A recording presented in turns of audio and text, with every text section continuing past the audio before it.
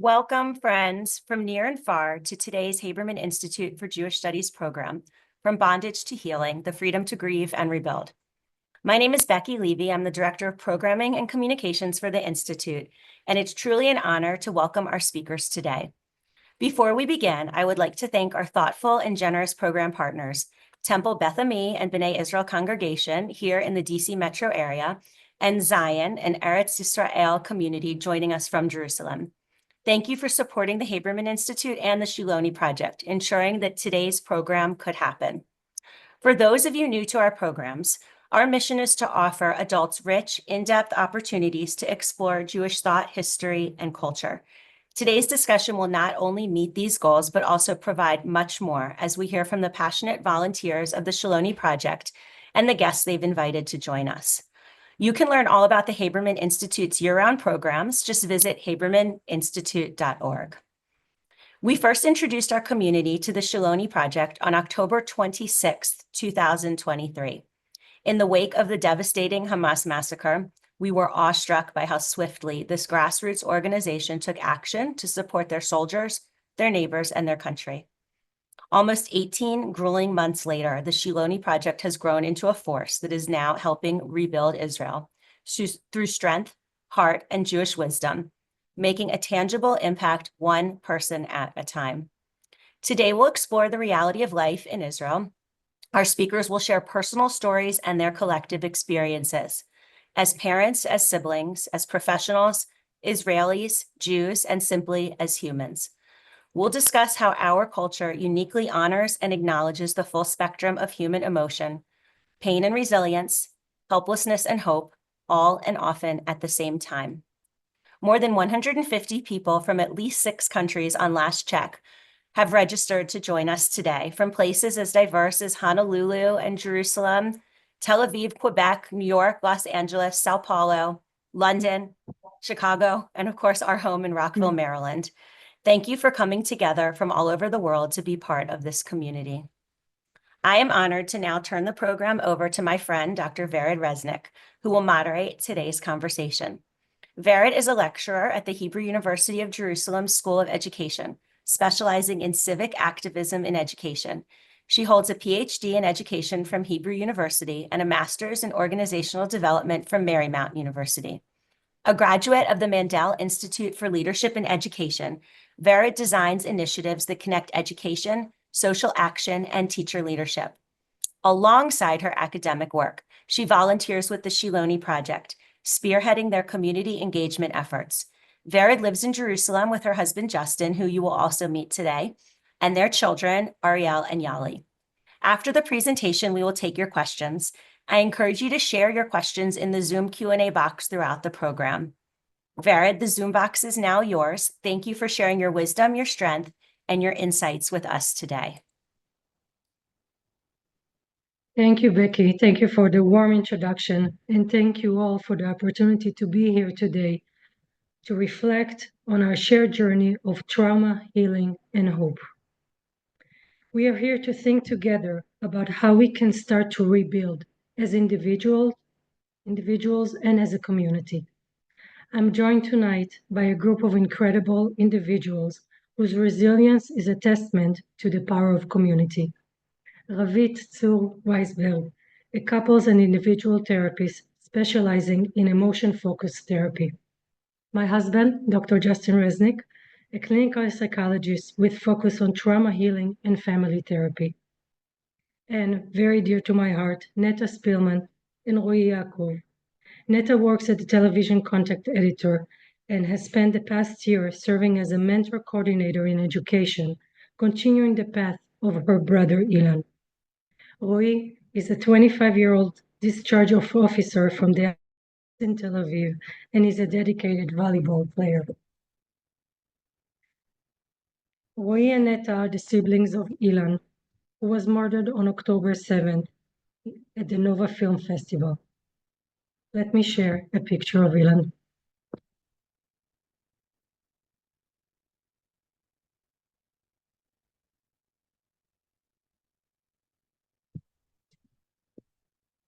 Ilan was born in Tel Aviv on July 8, 1994, and was the second of 4 siblings.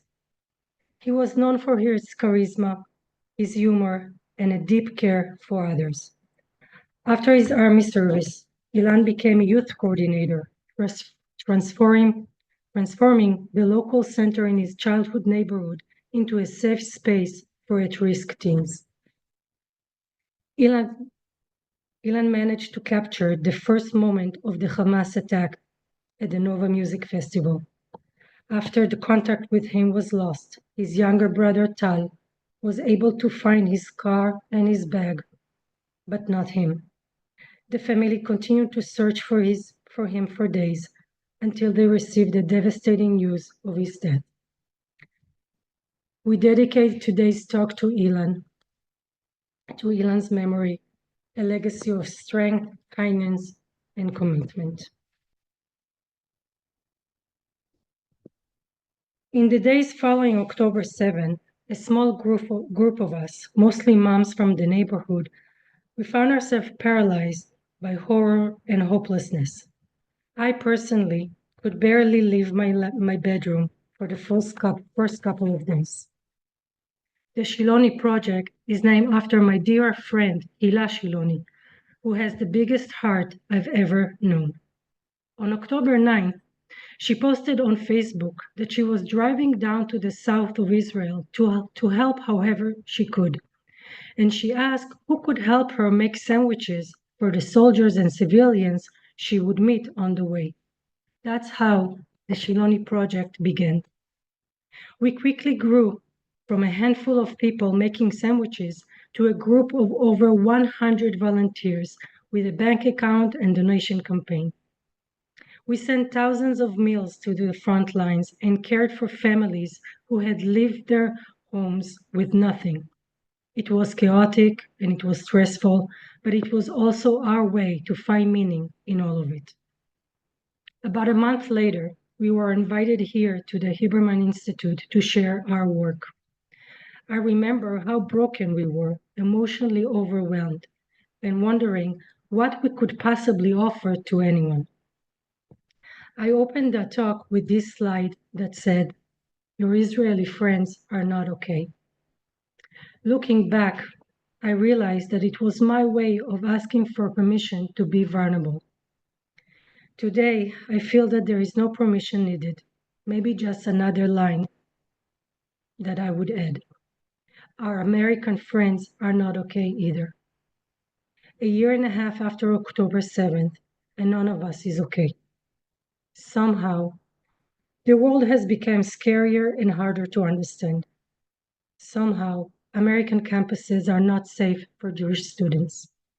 Somehow, there are still 59 hostages held in Gaza. Somehow, the war still continues. Somehow it's Passover again, and the idea of freedom and liberty feels very fragile.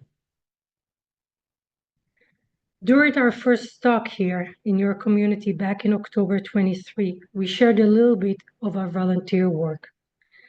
The thousands of meals we sent to soldiers at the front line, the operation line we created from our backyard in Jerusalem, a recruiting donations, preparing meals, and having volunteers drive to the south of Israel to deliver the food. We got everybody to help. On their way back from delivery, from delivery, our volunteers always gave a ride to someone. A family leaving their bombed home, a soldier returning to his unit, and even dogs whose owners could not be found in the chaos of those first days. We also helped people from the south and north who had fled their homes, families who had lost everything. In the evacuee centers, we had a contact person who collected requests from people who had lost everything. Our guiding principle was simple. מי שירד מנכסיו, ניתן לו מה שהיה רגיל אליו. Those who lost their possessions should be given what they were once used to. What this really means for us is that we wanted to restore not only basic needs, but also to show people that they deserve care, respect, and a sense of dignity. And so we provided new clothes, walking sticks, running shoes, medications, baby chairs, birthday cakes, and even a piano for a woman who had to leave hers behind and simply wanted to play again. As moms, the care for newborn babies was especially close to our hearts. The idea of young moms being outside of their homes with nothing for their babies broke our hearts. So we provided them with everything they needed in their temporary housing, and in exchange received many pictures of smiling babies and grateful parents. One mom wrote to us, "It's no secret that raising children in Israel, especially in kibbutz in the south, is incredibly difficult right now. Thank you so much for restoring my faith in human kindness." And one father wrote, "Thank you for the package that created a home-like atmosphere for us, far from home. Now that we've settled in, how can we contribute so that others can receive the same?" And this is how the circle of giving continued.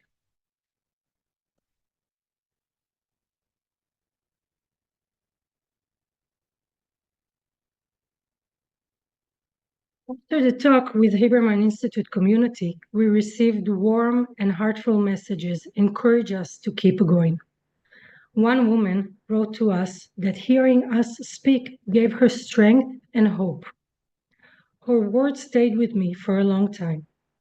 I couldn't understand how we, shattered and devastated as we were, could possibly give strength to someone else. I carried these two words with me, hope and strength, turning them over and over again, trying to understand what each word meant in times of complete chaos and sorrow. And I don't know if this woman is here tonight, but just know that you were with me for this entire time.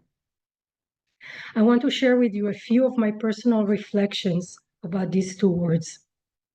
At some point, life started creeping back in, or sort of. As Becky said, I'm a lecturer of education at Hebrew University, and I teach at Mount Scopius, which is a mixed campus of Jewish and Arab students. After October 7th, the university was closed, and all my time was dedicated to the Shiloni Project. Because the school year in Israel starts always after the high holidays, it was already December, but I haven't met any of my new students, which was very strange. So I started calling them one by one just to ask how they're doing, how are their families, and if they need anything. I will never forget two of those phone calls. One was with a young Jewish mom, pregnant with her second child, who told me that she was terrified to return to campus. The other call was with an Arab student, also a mom, also pregnant with her second child, and she said the exact same thing. She too was afraid to return to campus. I remember how deeply sad I felt. I understood them both. I could feel their fear and I even shared it. And in that moment, I thought, if only they knew how much alike they are, how much they shared, even in their fear. When classes finally resumed, I stood outside of the campus gates and I wondered, what exactly am I supposed to teach them this year? How can I just go back and walk in as nothing happened and to talk about all the things we used to? So I started talking to my students about hope. I mean, really making it part of our syllabus. What does it mean to have hope?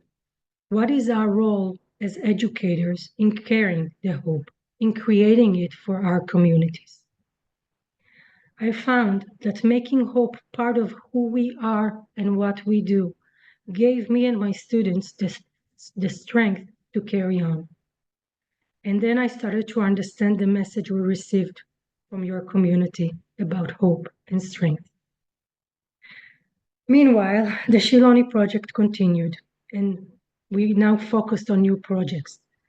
One of them was the Siblings Project, led by Ravit.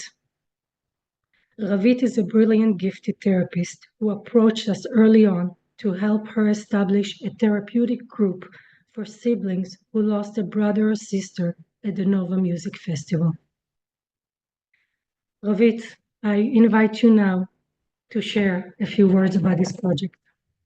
Thank you, Vered. It was really inspiring to hear you talk right now. And I want to thank you all for coming and for taking the time to join this meeting. I am very excited and I'm nervous and very emotional to talk about these topics, especially in English, so please be patient with me. I will talk about our journey as a group that actually began on October 7. Me and my colleagues and most of the mental health professionals I know had to mobilize to provide various SOS responses to communities affected, large communities affected on that terrible Saturday. And Neta, my love, who is sitting here today with us, was my client in my clinic in Tel Aviv about a half year before the war started, before that terrible Saturday. And I heard a lot about Ilan as part of her therapy, and then he got murdered, and Neta was coping suddenly as a bereaved sister, and naturally and inevitably it became a large part of her therapy. And I saw how she's dealing with her grief and how she's dealing with the family issues that the grief brought with it. And I recognized the deep sense of loneliness she felt on that time, trying to get a support for the siblings of the people who got murdered on that Saturday. Ravit, I remember reading in one of your posts that you described Ilan as your own brother, and you said the brother whom I never knew, which speaks volume to the depth of the connection you felt with Neta and then with Roy, and also to the unique character of Ilan himself. I feel like this is a good time for all of us to get to know Ilan a little bit better and to get to know his special story, so we can together hold this tremendous loss as we continue with our conversation.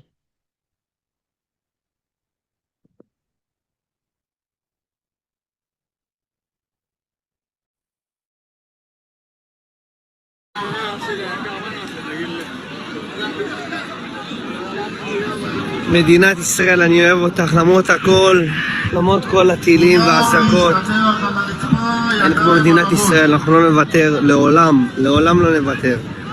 לעצמאות ועל החיים שלנו.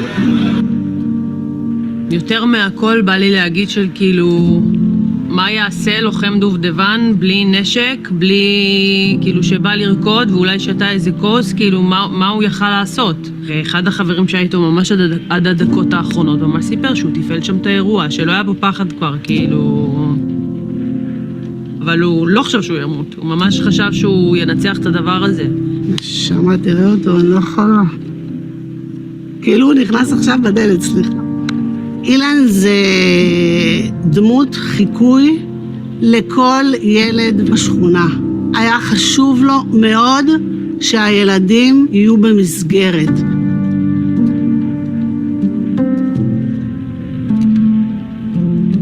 אילן יש שתי מנטרות בבוקר. איך שהוא פותח את העיניים, אומר מודה אני לפניך, מלך חי וקיים. והדבר השני, הוא שם את הטרנס, מחשבות טובות, שכל הבית ישמע. משם יוצא להניח תפילין מחוץ לבית. גם תמיד הוא עושה מחוץ לבית, כאילו שיראו. כן, שיראו, להגדיל את המודעות. קידוש השם. כן.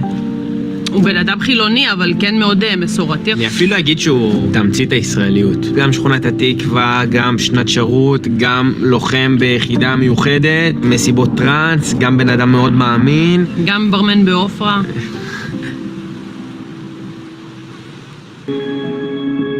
לא קל לגדול בשכונת התקווה, וגם לאילן לא היה קל לגדול בשכונה. אני חושבת שהתיקון שהוא ניסה לעשות היה דרך הנוער. הוא מנסה להיות הדמות שלא הייתה לו.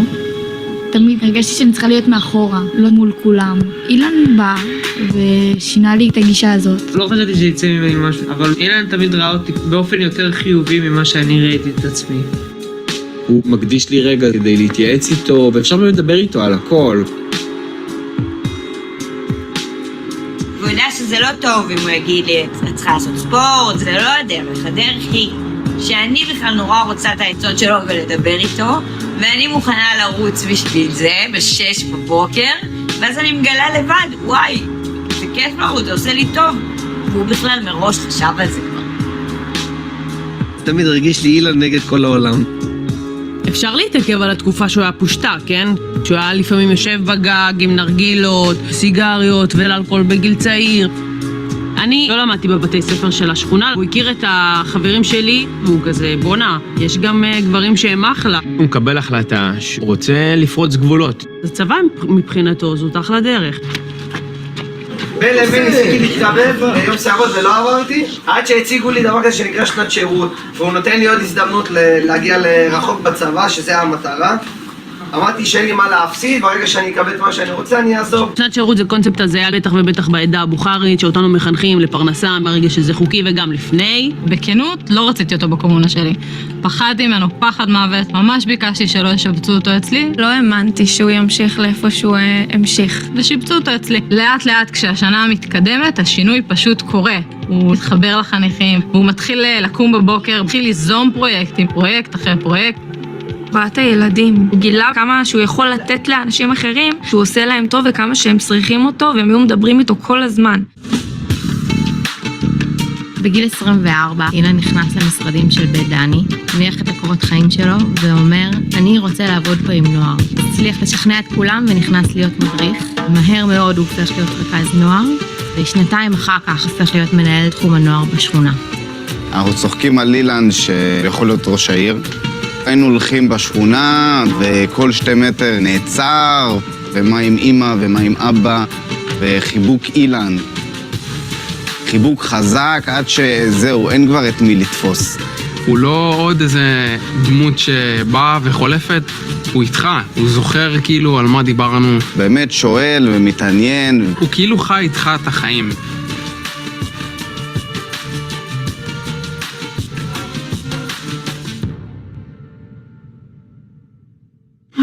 אילן תמיד רצה שיהיה לי טוב. אמא, אני רוצה לראות אותך תמיד שמחה. אתם עשיתם מספיק כהורים, זהו, תהנו מהחיים. אנחנו באים ממשפחה בוכרית, ויש באמת, ברוך השם, 2,000 בני דודים. אילן אשכרה הולך עם אבא שלי לכל שמחה, לכל בר מצווה, לכל ברית. מה, היית בברית של מלכיר? היית בברית של אושרי? היית בברית ואין כזה? מי זה האנשים האלה? מי זה? הוא אוהב גם את המוזיקה, גם את האוכל, וריקודים זה בשבילו, וואו. אנחנו בסוף משפחה שרבה לא מעט. ואילן הוא נטול טינה. וזה יכול לעצבן, אבל מבחינתו כל דבר שקורה, הכי תבליג, עזוב, פייס לי. מה אתה נתקע? מה נתקע? יאללה, יאללה, יאללה. הוא מאוד גורם לנו להתפייס. אילן היה אומר לי, טל, תשמע, קודם כל זה המשפחה, לפני הכל, האחים וההורים. אילן מכבד תמיד את יום שישי, הולך לבית כנסת. לפני שנכנס שבת, מרים את הרמקול גדול על הגג, אומרת, אילן, תוריד ווליום, כבר שבת, אוטוטו. ואמא ככה מקבלים שבת. ופשוט משתחרר, והוא לימד אותי מה זה לרקוד ולאהוב את המוזיקה, ולהרגיש הכי חופשי שאתה יכול. אדם שהוא בשביל כולם. לא פוגשים את זה כבר היום. יש בו הרבה אמונה, כנראה שזה אחד מהדברים שמביאים לו את הכוח. יש לו גם מנטרות לאיך לחיות את החיים, ללא להיתקע על כלום, ששום דבר שהיה כבר לא משנה, להיות בשמחה גדולה ולהסתכל קדימה. אני חושבת שזה גם קשור לזה שאילן הוא הכל, משתטח על קברים, על קמאות, מנשק, מניח. הוא גם יהיה ארס וגם יגדל פאות וגם יעשה רסטות וגם יעשה החלקות, והשיא שהוא גידל טלטלה שנראה כמו מאוי ממואנה, גוזר ועושה פאה לסבתא שלי ב3,000 שקל. יש דברים כאלה? היום ילדים רוצים להתגייס לדובדבן בזכות אילן. הילדים רוצים להיות בבית דני בזכות אילן. גם 1 ו-2 בלילה, הוא היה צריך להוציא ילדים מפארקים כדי לקחת אותם הביתה, הוא היה עושה את זה. הם לא ישכחו לו את זה לעולם. אני רואה בו כמנהיג בכלל, לא כאדם רגיל שהצליח להרים פה את תחום המנש. אילן בא לספרייה הרבה פעמים כי הוא רוצה להעביר לנוער הרבה מאוד נושאים שהנוער לא כל כך הכיר. הרבה מאוד מהספרים בחדר עיון אסור להוציא לפי החוק. אבל אילן, אז היינו מוצאים לו ספרים. מנהיג חייב שיהיה לו אמונה בדרך, חזון אישי, אגב, שאתה אפילו לא חייב לשתף אותו, ויכולת ללכת קדימה ולסחוף אחריו אנשים. לא סתם הילד הזה הוא בוגר דובדבן, כי באמת הנוער הולך אחריו, הנוער מקשיב לו, הנוער משתף איתו פעולה בכל נושא, גם במורשת שלו שהוא מנחיל היום לנוער. הוא היה לוקח את הילדים, מטייל איתם, מאכיל אותם, דואג להם. הוא היה סביבם, גם אם הוא לא היה פיזית, הוא היה שם בשבילהם. מטבע הדברים אני לא יכולה להכיר את כל העובדות והעובדים, אבל רצה המקרה והגיע אליי סמנכ"לית משאבי האנוש, וסיפרה לי שיש עובד בשם אילן משה יעקב, שעושה עבודה מדהימה בדרום העיר עם כל בני הנוער, והוא מעוניין לרוץ לרשימה למועצת העיר, ושאלה אותי אם יש איזושהי מניעה. אז כמובן שהתשובה שלי הייתה שאין מניעה, אבל שאלתי מסקרנות מי זה העובד הזה. ותיארתי לעצמי שיגיע היום, אני אפגוש אותו. אז אילן מגיל קטן חושב איך אפשר לגרום לשכונה הזאת להיראות יותר טוב. וזה מה שהביא אותו לפוליטיקה. הוא הגיע למקום ריאלי ברשימה. הוא היה נכנס, כל שכונת התקווה מאחורי אילן. ואז הגיע 7 באוקטובר. ומהרצון שלי להכיר אותו, יצא שאני הכרתי אותו דרך כל הסיפורים, ודרך בני הנוער שהוא השפיע עליהם.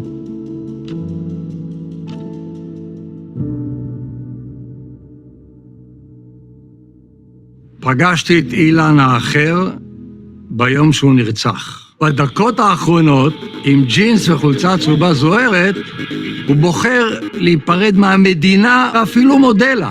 יש אזעקות, אוקיי? יש אזעקות, כולם רצים ברקע, אתה גם רואה בסרטון, אנשים רצים, הולכים וזה אבודים. וגמרו לך את המסיבה. הוא מרים את הטלפון, מדינת ישראל, אני אוהב אותך, למרות הטילים, למרות האזעקות. אנחנו לא נוותר. לעולם לא נוותר על העצמאות שלנו. על החיים שלנו. כאילו, הוא לא חשב על עצמו, הוא חשב על המסר. אילן נראה לנו שהכל אפשרי, כל מה שאנחנו רוצים אנחנו יכולים לעשות והכל תלוי רק בנו. אילן לא הספיק לדעת שהתקבלתי לדובר צה"ל. וואו, הוא היה פשוט מחבק אותי, הוא היה מתרגש יותר ממני. אני בחיים לא ראיתי הלוויה כזאת. אני בחיים לא ראיתי הלוויה שעומדים שם מאות בני נוער ומוחאים לאילן כפיים. במשך דקות ארוכות הם עומדים שם ומוחאים לו כפיים.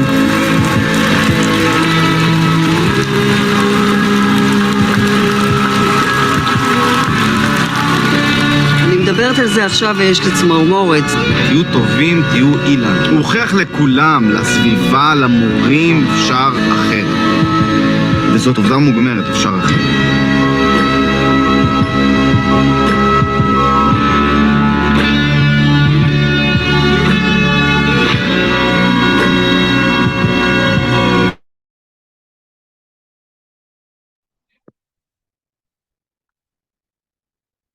Neta and Roy, thank you. Thank you for sharing this video with us. And without even knowing Ilan before, this movie stirs so many emotions. And the movie ends with this one line: "Tiyu tovim, tiyu Ilan. Be good, be Ilan." Can you tell us something about the choice to end the movie this way? So as you can see, we're still emotional about the movie. But I'm also happy that also after seeing it a couple of times, it still hits different each time. And I think, but what is similar to all of the times, that I think that the message that he wants to deliver to everyone is it's actually who he was in his way of life, but without just going and saying it, just acting like it. That is who he was. Just without any ego or something. Without. It's a bit funny that he was an educator, but he never tried to change you with like pushing you or be or judging anyone, also in family or in friends, in with his youth, with everybody. He was just acting like he was believing, and was an example for all his surroundings. Thank you. Thank you, Roy. And we're going to go back and hear from you a little bit later. Ravit, I want to go back to the group, to the very, very special group that you put together. And if you can, you kind of walk us through what was happening, and I will share the slides again as we go. Okay. Thank you. So what I really want all of you to understand is that on that stage, there was a terrible chaos and so many losses.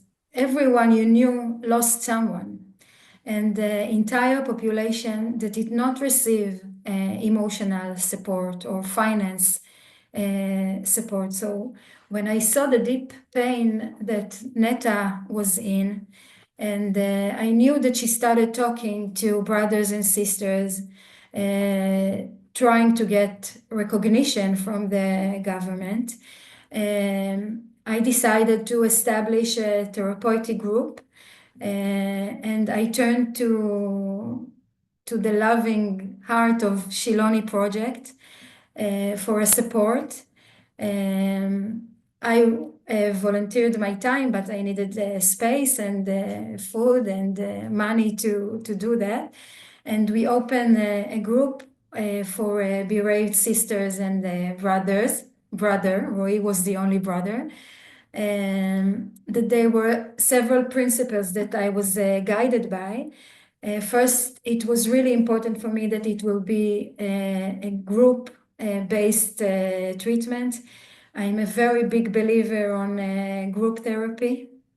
The second one was that the group will be peer group, because I saw for Netta that it was different to talk to a mother who lost her child or a cousin from people who lost their brothers and sisters to the Nova party.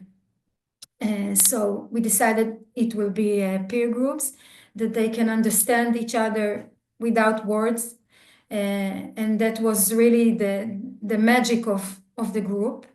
It was really important for me that they will meet every week for 3 hours and for a long term, because I really wanted to see the process that they are about to go to.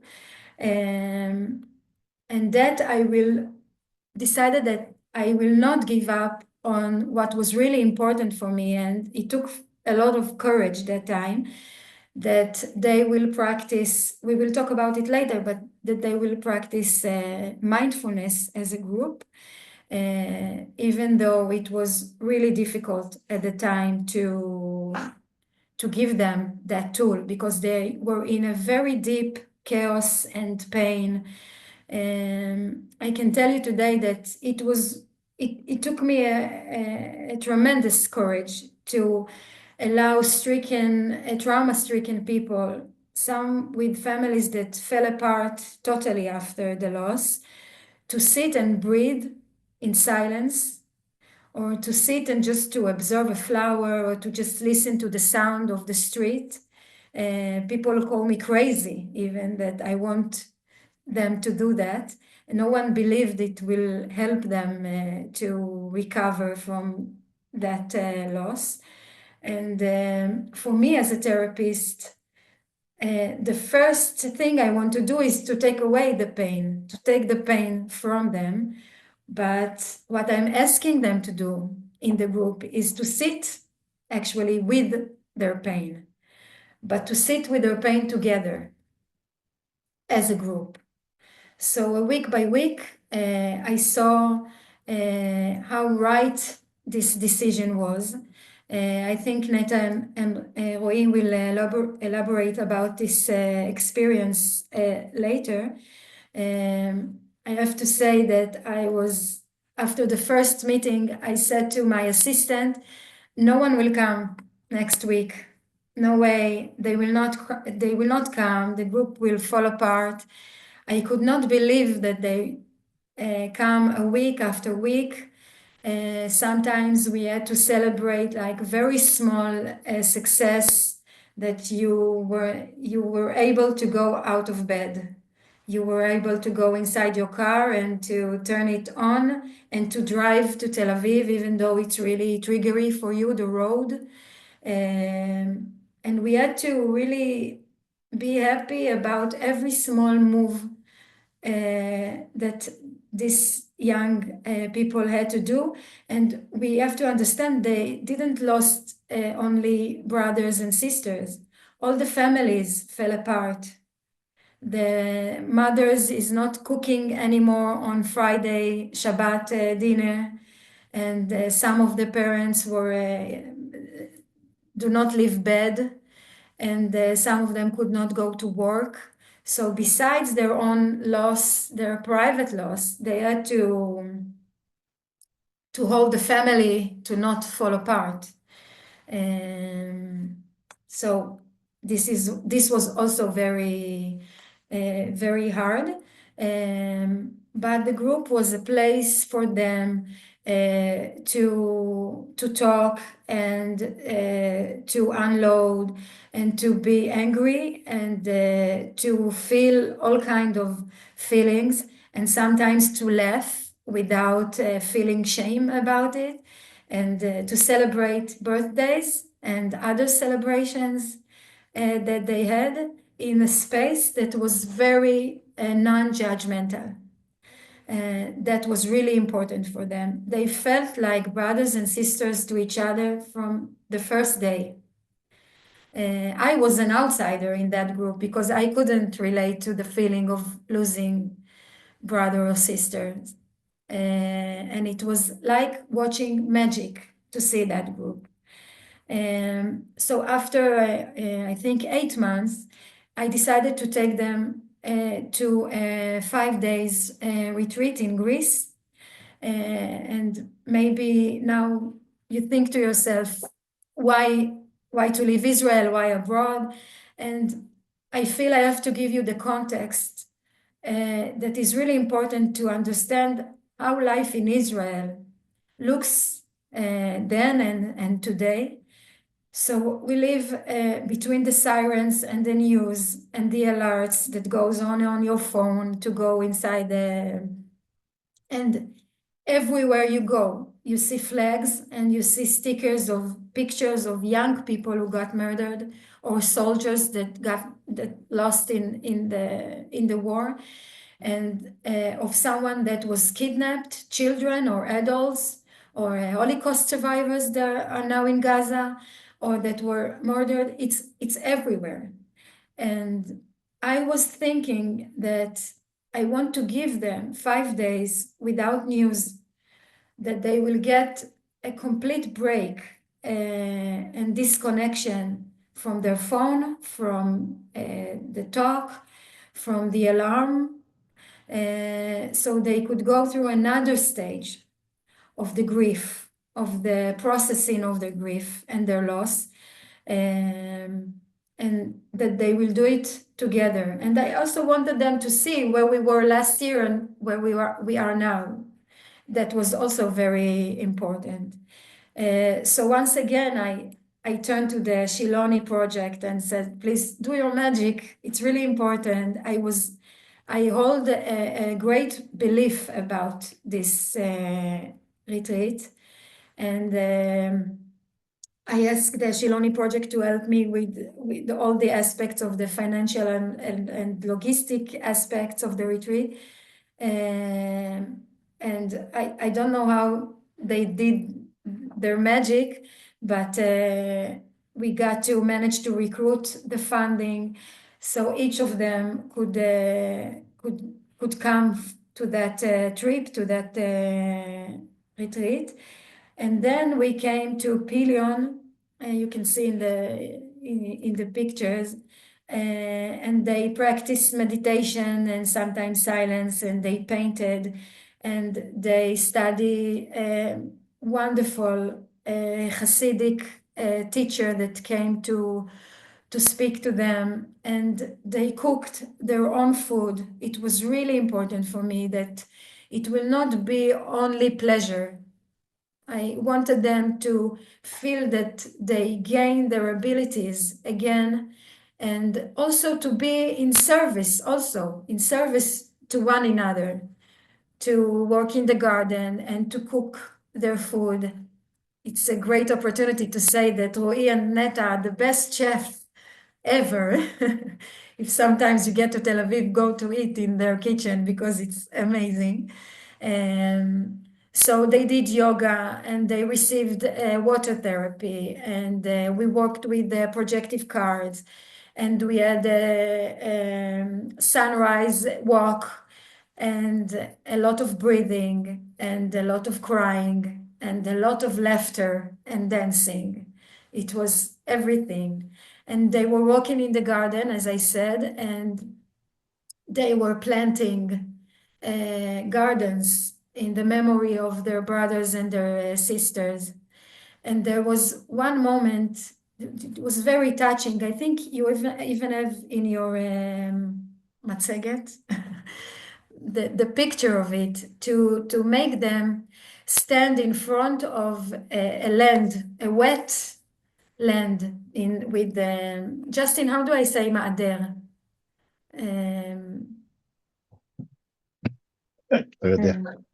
The garden tool, the hoe. Yeah, the garden tools. Yeah. But now that they have a different,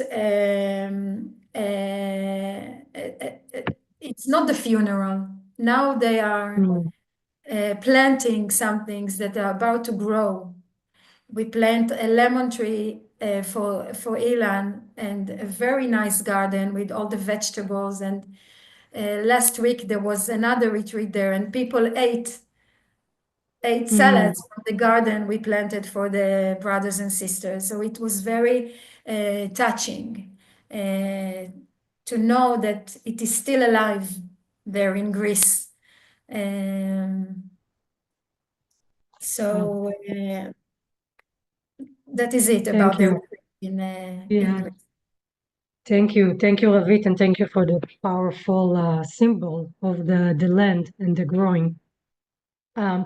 Ro'i and Neta, can we hear from about your experience a little bit, and I'll stop it just so we can see you better. About your experience in the retreat and in the group. Yes, of course. So as Ravit said, there is a lot similar between what I'm gonna say, but I'll talk about it from our side, the brothers, the siblings. So hi everyone, my name is Ro'i, and I also wrote what I want to talk about. And so, as you know, I'm Ilan's younger brother, and as Ravit was saying, our group started from my sister and her, that they figured the rising need of our pain to be spoken and to be shared after we lost our most precious partners for life, the people that we dreamed with them about our future, and after that our loss, we were supposed to continue somehow, to get some power, and without no choice to continue and carry not only ourselves on, but also our parents, without any support from the government. And believe us, we tried, but unfortunately here we were expected right after the Shiva, after the 7 days of the loss, to go back to work and back to our lives. And it was not easy at all. So we spoke with another brothers and sisters during our trying to get some recognition. And we figure out that no one else can really understand our pain, our unique pain, especially in the October 7th, when we had no clue what happened to our dears. Where are they? Either they alive or not, or waiting for us somewhere in the field, injured, to come and save them. This is much different from another terror attacks. We didn't know if they're kidnapped or not. As Veret said in the beginning, our little brothers, only 18 years old, took our motorcycle without no license and drove to the south, to the Nova Festival on a Saturday night, while there are still terrorists in the area, and trying to search for him, to find him.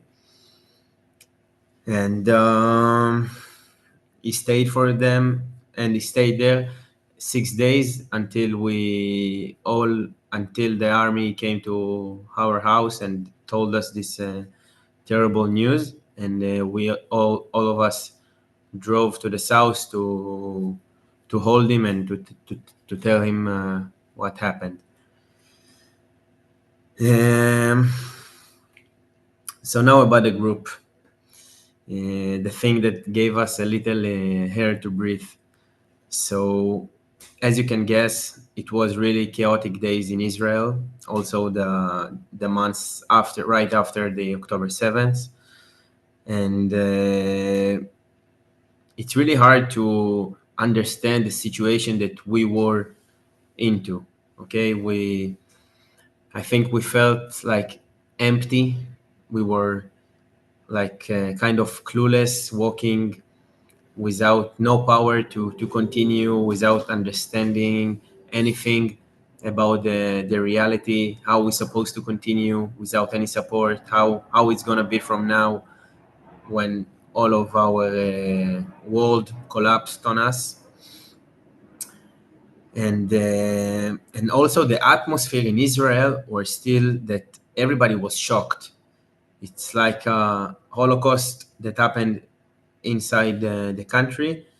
And also everybody knew someone that, like Ravit said, that were murdered or in the army on reserve. And you maybe can think that it can blur a bit the feeling, but actually I think it's somehow made us, the Israelis, a bit more like self-centered. But because like everybody knows someone, so everybody's going through tough time, so it still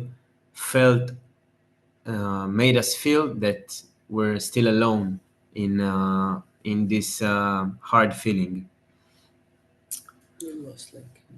Okay. Like, for example, I lost 15 of my friends from the army, and another sister in our group lost two of her sisters, and all of my generation, all of my friends from the army, from school, even now after 1.5 years, this week I was on a funeral of my friend that was in the war like for 1.5 years doing reserve. It still continues with us, and the world didn't end. So this is still the atmosphere here. This is what I'm trying to say. So we gathered together weekly, like Ravit said, for 3 hours to get some air, to give the pain a little bit more room. And share together, to talk our feelings, to get some tools. Ravit came to us like an angel and opened her house with all of her huge heart and immense kindness, professionality, generosity, and most of all, her sensitivity, and led this chaotic situation we got into a bit better place.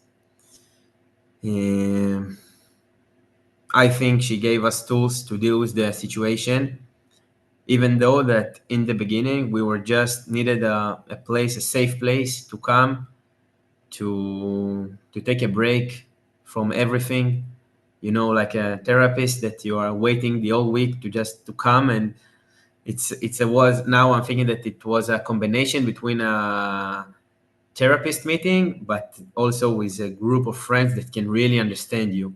What making this much more powerful, because we really felt that no one else can understand our pain, not our parents, sometimes not even in the group, when it was like a older sister that lost younger brother, or younger brother that lost his older brother, the pain is much different. And all we were looking for is people that we can recognize with their pain. So about the retreat, first of all, I'll say that we started with a family retreat that me and Neta brought with Ravit, our family, to her healing and amazing house in Greece, and surrounded and wrapped us with the most professional and tremendous people with all kind of therapists, and made for us the perfect ground to try to grow together out of this pain. We went there for 4 days, trying to talk about all of the open woods and tough emotions that we were going through. And I think that changing the atmosphere from Israel, from the daily stuff, and to get rid of the phone and like being only dedicated to the process, was making the big difference. It was the climax of our therapy as a family and as a group. And for me, I think it was a bit of a life-changing, but not because we got all of our problems fixed over there, but especially because we got very important tools to go through our day lives, even today, 1.5 years after it. And I think this is the importance of this amazing process that Ravit got us through. Thank you. Thank you so much, Roy. And Ravit, I want to turn back to you.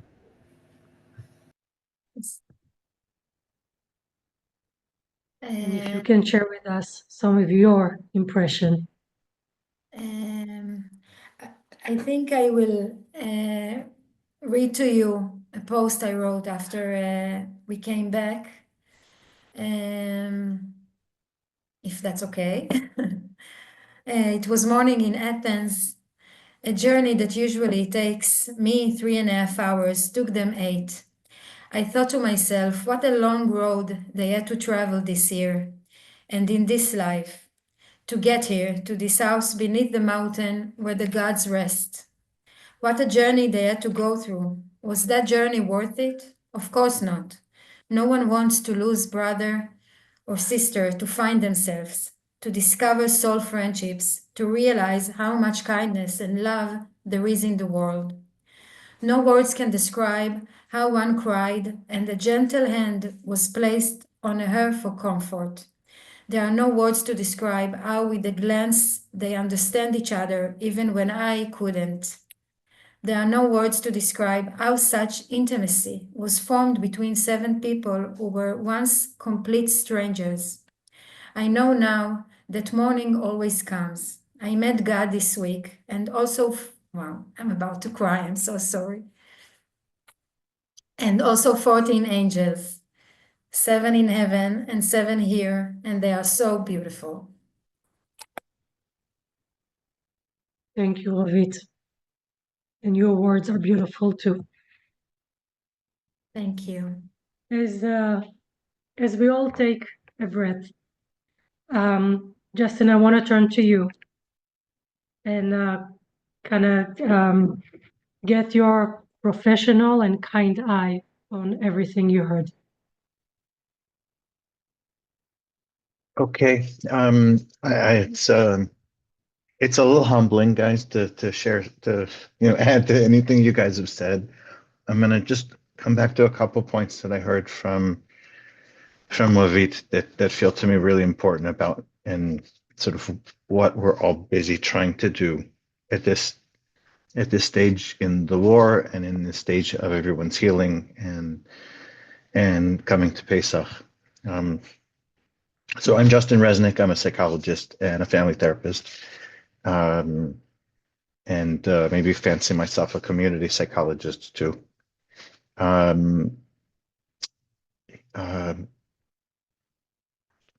The story of Exodus comes down to a really simple point about liberation that I keep coming back to this whole war. And the point is that when it comes to making it out of Mitzrayim, nobody gets out alone. You only break free in a community. It's the only way it happens. Ravit's work isn't actually just about treating trauma and processing grief. Like that's the surface level, but it's really about building community. It's actually only in community does trauma get healed and grief get held. It only happens in community. I know we think of trauma and a lot of it is like a one-on-one therapy. That's sort of this image that we all have, but actually that's really not how it works. It might have to start there, but very, very quickly it moves to how we heal as a community. And it's only a certain kind of community that heals and holds. It's a place where, first of all, we feel safe. Only when we feel safe, we get a chance that we might be able to feel. And only after we've had some time to feel, I might dare to share, and I get a chance to be seen. And very, very slowly, as I get to be seen, I get to stand. So it's a real, and all of this unfolding only happens in community. The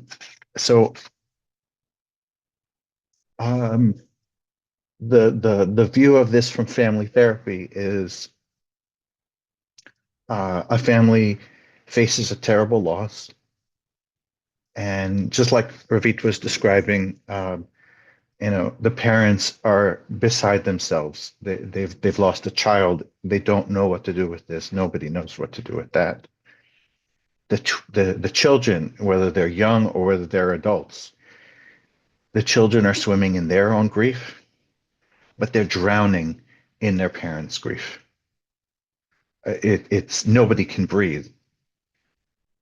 To be a child and see your parent bereft and grieving it's just disarming in another way, and it renders us all kind of helpless. And what happens in a family, in a really, I know it sounds sick, but it's actually what normal families, healthy families do. Generally, there's someone in the family, usually a very bright child, very sensitive, very competent, who tends to pick up the torch, and they're the one who naturally just notice who's hurting, what needs to happen, who needs to be taken care of, and they just step in naturally to fill that role. If the kids are young, if there's young kids, then they're suddenly making lunch and putting little ones to bed. And if a parent is depressed, they're the one who's looking after the parent. Anyone who's had a spouse or a parent who's been ill knows this doesn't get the burden doesn't get divided up evenly. In every family, there's someone who steps up inordinately, excessively. They step up just because they feel this is what needs to be done. So the burden isn't shared fairly or evenly. It kind of gets stepped up some people step into that role because of their proximity, because they happen to be there, or because of their sensitivity, or because of their brightness and their competence. But people step up to do what needs to be done. They put their own needs aside, at least for a while, so that someone else or the rest of the family gets held and nurtured. In a healing community, that gifted child also gets seen. They also have some corner where they get safety and nurture. They get to be seen for who they are and not what they're doing for everybody else. It might be an aunt or a grandparent or a teacher or someone else who notices and takes care of that kid. And that kid might be 33 years old or might be a teenager. So Ravit's groups since the start of the war have been all about creating a refuge like that for bereaved siblings. In their daily life, they might have to be the pillar of their family. They might have to be the ones who hold everybody else up. Here's the one little corner where they get to be grievers. Siblings, young adults, they get to feel like kids. One of the shifts that's happening here, at least I think among the mental health community, is this awareness of, at the start of the war, there was a focus on trauma, on the immediate kind of desperation and chaos. In the last 6 months, I think Ravit caught this very early, but the rest of us are sort of slowly catching on to this as well, that we start noticing where's the unseen burden being carried all these months. And how do we take care of those people? And if you look all over Israeli society, that's the focus now. In my work, I work with the wives of reserve soldiers, because when the husbands are in Gaza, they're holding the whole family together. They're scared. They're the wives. They're the mothers. They might also have siblings and others that they're taking care of. They're holding the whole fort. And so the focus now for mental health, the mental health community is like, hold on. They've been carrying this torch for 1.5 years now. Who's looking out for them?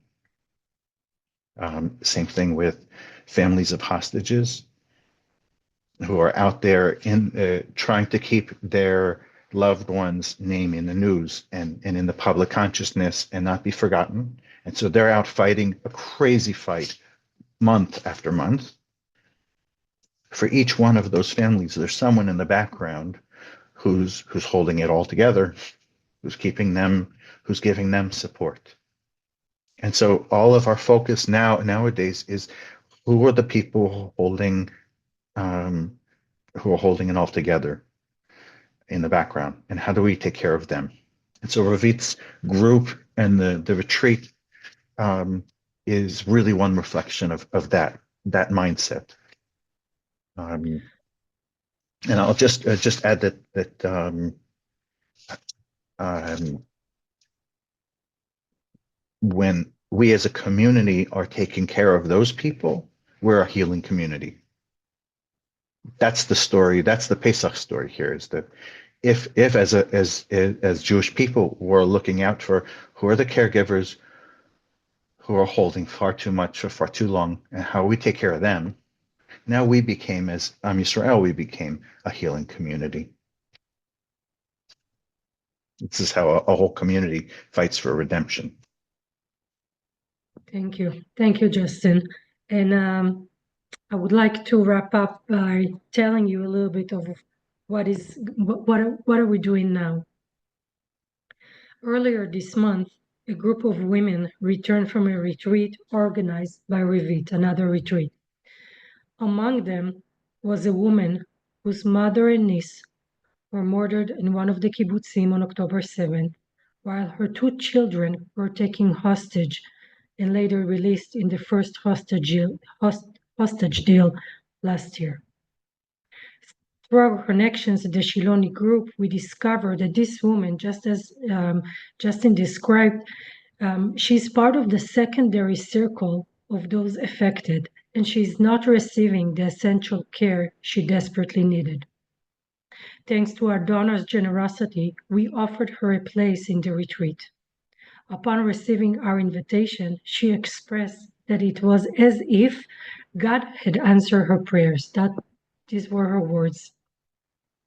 Ravit later shared with us that during the closing circle at the retreat, this woman reflected on how, since October 7, she had lost faith in humanity. It was only through this retreat that she began to feel that faith returning. A year and a half later, and we got to hear the exact profound words once again. So for us at the Shiloni Project, it was a clear signal that it's time to roll up our sleeves again and ensure that more people like her and others have the opportunity to begin their healing journey. We've asked Ravit to take a lead and take 2 additional groups in June, this time only for women from hostage families. Behind the scenes, our team is working very hard to ensure that all financial and logistical aspects are covered to make these retreats possible. While our generous donors have supported our work so far, many more families urgently need these healing opportunities.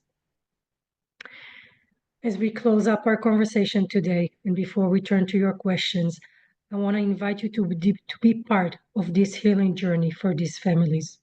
Your contribution will directly fund these essential retreats.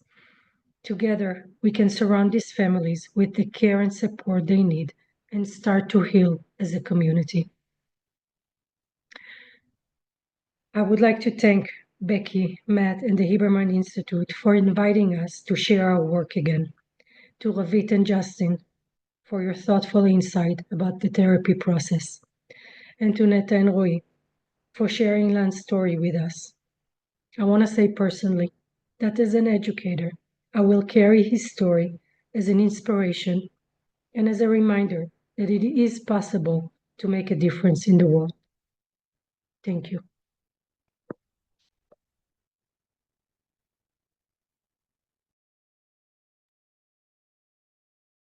Thank you, Vered. Thank you, everyone on our panel today. I have some closing words to share in a few minutes. Before we get to that, as Vered mentioned, I would like to take a few questions that have come in, and if you have other questions, reflections, thoughts, you're welcome to share them in the Q&A panel. As we learned from one of our speakers about a month ago, often the answer in Israel and in diaspora now is ein milim. There are no words, so we do understand. If you aren't able to come forward with questions or comments now, there's a lot we are all processing and taking in, with, I think, the through line throughout this program being hope. That this group, just a small microcosm here of Israeli society, is not giving up. We're not giving up. So with that, we'll take a couple questions and we'll wrap up together after you've processed and thought through the program and visited the website that we put in the chat. Feel free to send any questions and comments over to info@Haberman Institute, and we will forward them to the group anytime, day or night. We'll keep an eye on the email and share them and send them along. So one question that came in is kind of turns the tables back on all of you a little bit. Not Netta and Roy, you have this one off. So now you're the caretakers. So now you're carrying this, I don't want to say burden, maybe this honor that is not easy, delving deeper into your educational backgrounds and obviously into your hearts. What gives you can you articulate what gives you the strength to continue doing such hard work? Do you break down? Do you have your supports? And then specifically for Justin and Ravit, you're deep in it. Like Ravit had mentioned, working with people that you can't quite understand, but you're giving them this gift. So if you have any insights or thoughts on just kind of what's keeping you moving, what's keeping you doing this would be a great time to share. Thank you. Thank you. Justin, you want to start or? No. I mean, I have some thoughts about it, but yeah, I'm happy if you'll jump in. Okay, so I have to say it's an issue that I think of a lot. It was a long journey also for me, this 18 months, and it had like a lot of ups and downs. For me, after I can honestly say I got sick after coping with holding all of this, and I'm happy it happened because I realized I have to be in treatment myself and to take care of my breathing, to have like the oxygen mask before I have to be in service to other people. And it was it took me a lot of time to get there, to understand that. But I have to say, maybe it sounds like a cliche, but my strength is coming from people like Roy and Netta, and from other patients I have, that I see that what they are managing to do with their lives and their success dealing with all of that. And it's like small grace that people give me, or it's a bit hard for me because I'm very it's hard to explain, but it's like to see God to help these people now and to see their improvement and how they get back to their lives. But also yoga, and to eat well, and to go to therapy, and to breathe, and to hug a lot, and my children, that they are my hope. And but it's hard, and I thank you for these questions because it's very sensitive. No one asked the therapist, "How are you?" And thank you for that.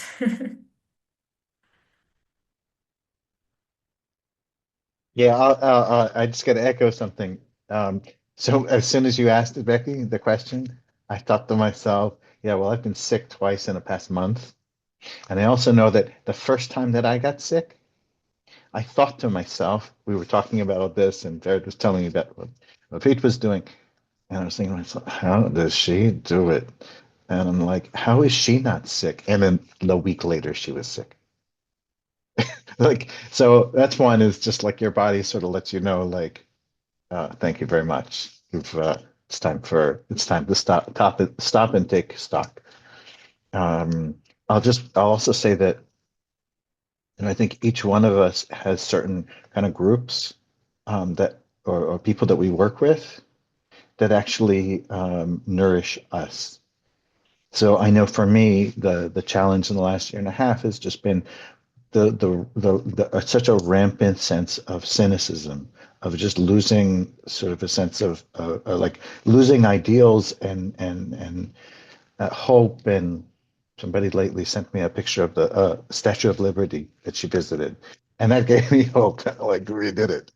And one of the things that one of the places where I find that I'm recharged is when I work with couples who are on reserve duty. The husband's on reserve duty, the wife's home, and he's back. And now we do brief couples therapy while they're together.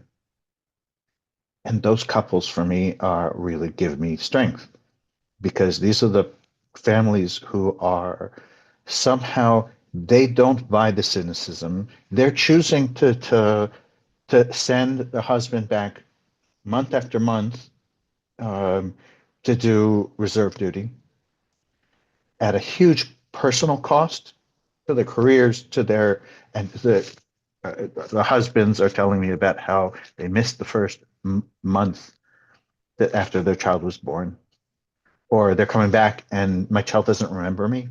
Like they pay a personal price that's profound. The wives are there, and I see their commitment and their dedication, and somehow they're still doing it. Like the wife could say, "Listen, sorry, Yossi, you're not going back. That's it. Enough of this." And they don't. They actually, like, it's a deep part of what, like, they believe in what they're doing. And somehow that for me is like an antidote to all the cynicism. It just like means somebody hasn't given up.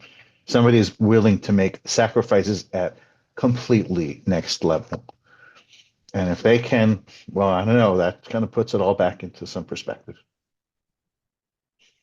Thank you, Justin. Thank you, Ravit. It sounds pretty cyclical. It's the way everybody is speaking today kind of reminds me of that team building exercise where everybody locks arms and lifts a leg, and or sometimes two people jump up and everybody's supporting each other. You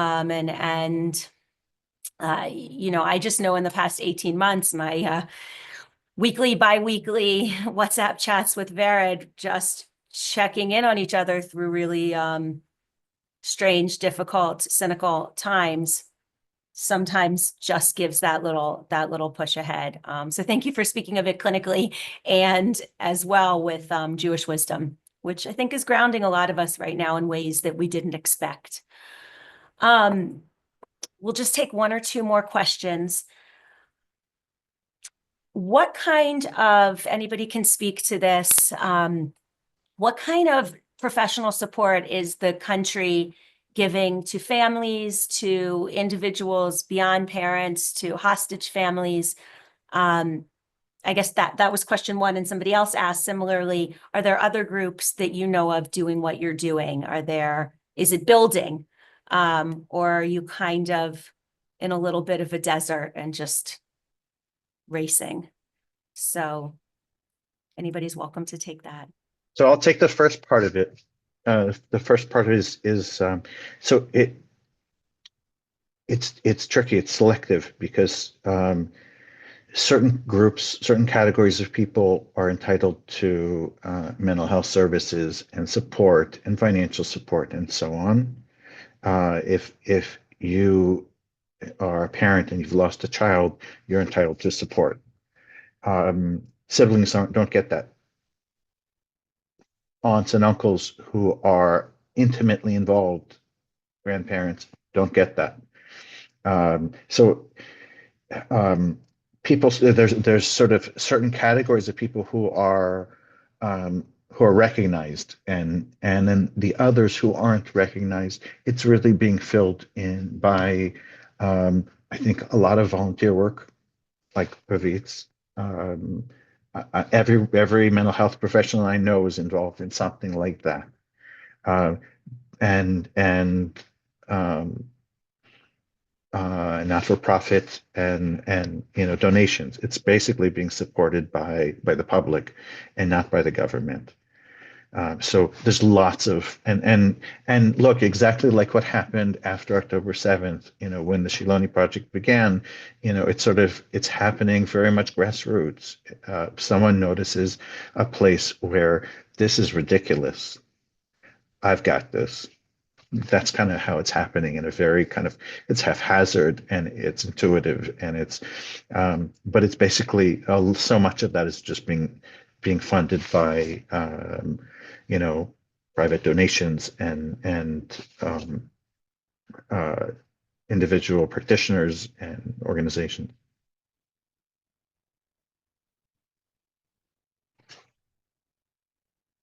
Ravi, did you want to add anything to that?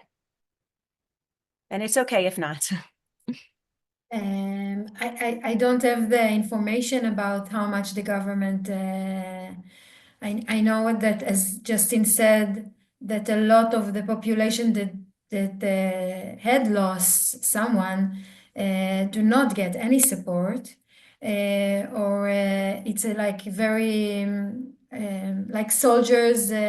How do you say miluim? Reserve, on reserve. So they get a very small amount for couples therapy, because I'm also a couples therapist. So I know they get something that can help them come for 3 meetings. But after your husband was 300 days in the army, what is 3 meetings can help you? It's nothing. And a lot of them doesn't go to therapy because it didn't work now for a year. And she was half working because she had to take care of the house, and no one helps them. So it's very complicated to understand that. People like Netta, she has 2 children, and she had to go back to work after a week after a brother was murdered. She cannot do it. She have 2 children that lost their beloved uncle, and she can't do it. We had another one in the group. She lost 2 sisters. She cannot go back to work. They cannot even sometimes they stay in their pajamas. It's insane to think that they can go back straight after that, after the Shiva, to go back to a normal life. And no one helps them financially. No one. It's very hard for them. So I can't say thank you for that answer, because that is not the answer maybe it's the answer we were expecting, but it's certainly not what we were looking for. One of our participants asked, in addition to financial resources, what additional assistance can the worldwide community provide? And if that's something you want to share separately, we can send it out in our post-program email if it's something to think through.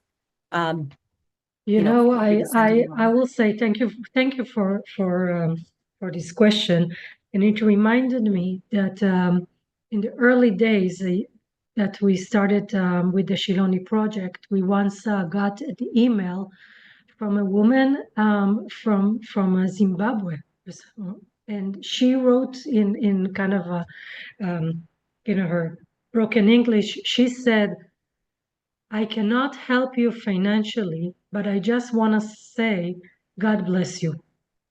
It was just 2 lines. And it means a lot. I mean, it's true that we cannot keep going with the actual help without the financial support, but I think we are still so fragile that this kind of support, even this kind of question, for me is like, okay, we are in it together, and that means a lot. And I also kind of want to tie it with the last question that I know even me, who is doing it for a year and a half, part of me feels resentment that we need to do that we need to recruit money, that we need to go back again to campaigns, you want to feel taken care of as a nation, as citizens, but we can either stay in this resentment, or we can say, okay, we are doing something about it. So it's a choice. and what keeps, I was talking before about strength and hope. So asking something like this is definitely giving us strength, and we can continue talking about it, how to spread the word and how to just keep the story going, and just to hold in your heart that the story is not over yet. Thank you, Vered. That ties Becky, into can I add? No, of course you can. I should mention to those online that those of you who may remember from when we first introduced the Shiloni Project, Vered and I are very close friends, but we met through our Hebrew class at the DCJCC decades and decades ago, before there was Justin, before there was my husband and all of our children, and Vered was my teacher. So this is why I could use Justin just for a moment. Vered and Justin continue to teach me. No, it's nice that he was asking for your permission and not mine, but here I will let him too. Please, Justin. Go ahead. So on this webinar, I noticed like a few friends from Chicago, a few colleagues of a social worker, a psychologist that were like dear colleagues of ours in Chicago, and I have to say, just seeing the messages from them and their presence, like there's a piece here of the project really needs, and all of these kind of little projects, there's lots of little grassroots projects and they need funding.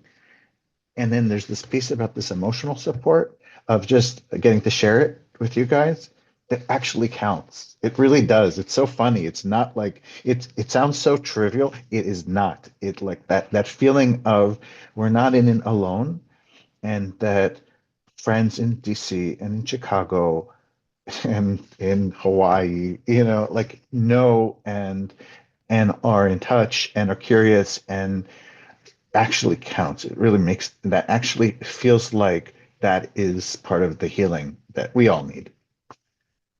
Thank you, Justin. I think we'll end today. Netta, I can see your quiet strength. That is definitely coming through. I'd like to, if you're comfortable, can you share just a little bit about your children, about our next generation, and who's kind of central in your life now? Maybe what you tell them about their uncle, or how they speak about their uncle, or anything. We've met so many aspects of your family. Who's up next? Ilan was like their father, so it's really painful loss.